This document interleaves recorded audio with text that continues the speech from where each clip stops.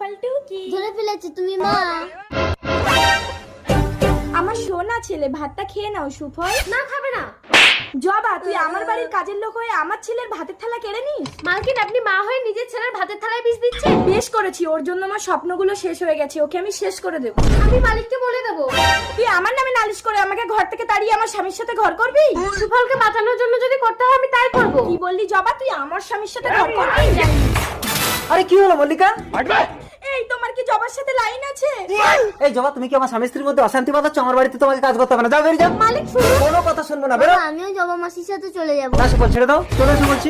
আপনি কিন্তু একটা শিশুর উপরে জবরদস্তি করতে পারেন না। আপনাদের নামে আমি শিশু নির্যাতন কেস করব। চলে এসো সুফল। এবার আমার স্বপ্নগুলো পূরণ হবে। সুফল, আমাকে দুটো ভিক্ষা দেবে? আজ দুদিন কিছু খাইনি। ঠিক আছে, এখানে বসে তুমি এই ভাতটা খেয়ে নাও, আমি